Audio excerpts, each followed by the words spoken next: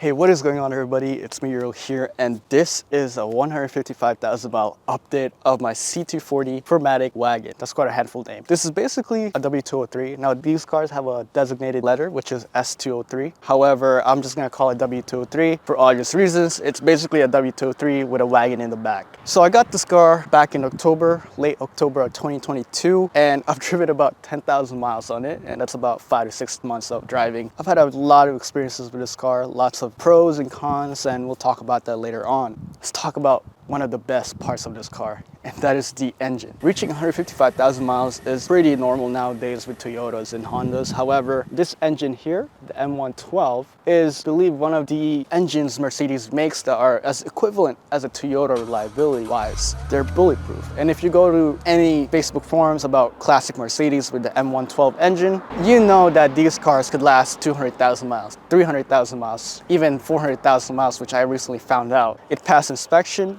in past emissions. The only big issue I had to deal with first on when I got this car was the front right CV axle. So the front right CV axle was leaking and I got that fixed. I bought it at Rock Auto for about $50. And ever since, I've never had any issues. The previous owner of this car also took care of it, which I think under my ownership, it definitely helped me a lot. The previous owner replaced the alternator, belts. They even do oil change at an actual dealership. I recently did my second oil change for this car, and I discovered that it does burn a little bit of oil, but not too much to the point where you'd be surprised. It started telling me that I need to add 1 quart of oil after 7,000 miles of driving, which is not bad, especially for a car this age. To be honest with you, you guys should always change oil every 5,000 miles. It's just for me, I drive so much to the point where 5,000 miles just doesn't seem right to do, because that's like every month of oil changing. I mean, oil nowadays, they could last up to 10,000 miles, but I wouldn't really recommend pushing it that much. Anyway, after that, I did some hood strut replacements. I did wipers and the usual maintenance you have to do with this car. I recently did tire rotations and wheel balance, which really improved the comfortability with this car, and it completely obliterated all the shakiness after 60 miles per hour. Comfortability with this car is a no-brainer. I actually really prefer this than my W204 when it comes to doing long distance. Now granted, I don't trust this enough to go over out of state, more than 2 states away from my house. Mainly the tires. These tires need replacements. They're still fat, but I just like to have newer tires when that time comes. Granted, the miles per gallon in this car isn't really great. You get about 19 in the city and even maybe 25 if you're lucky and hypermiling.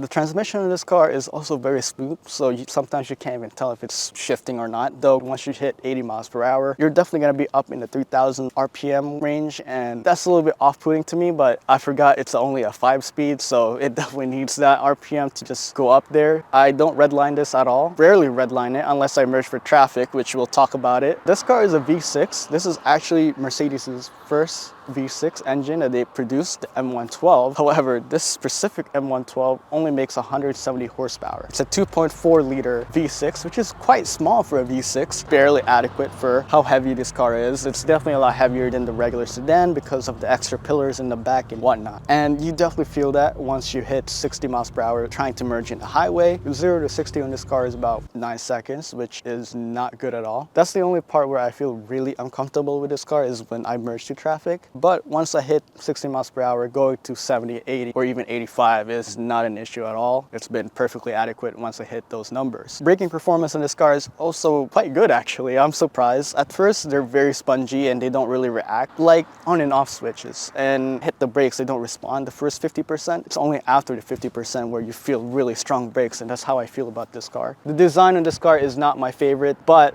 growing on and moving on with time, I really appreciate it, actually. Looking at the new cars right now, like the W206, it's just, I'm really starting to appreciate the design of the older Mercedes. Whether that's a W204, W202, W203, they are very distinctive. I mean, when you look far away, that's an old Mercedes, right? Like, you look far away, this is an old Mercedes. Nowadays, when you look at 2023 Mercedes, are very confusing. Crossovers, SUVs, and even sedans, they all look the same. I don't know, it's just, Mercedes are just losing their identity. I mean, the AMG 1 is there, but that's really not a production car. That's a limited run. Now, I think so far this car has been tremendously beneficial under my ownership because the space in the back is really nice. I could not ask for more. It's really helpful to have the amount of space, and to be honest with you, I really am considering trading in my C350 for something as practical as this, although a lot more powerful. I'm not sure what that would be, but it's definitely in my mind. Anyway, I hope you guys enjoyed this quick update of driving 10,000 miles on my C240 4MATIC here and reaching 155,000 miles. Don't forget to leave a like, comment, and subscribe. Peace out.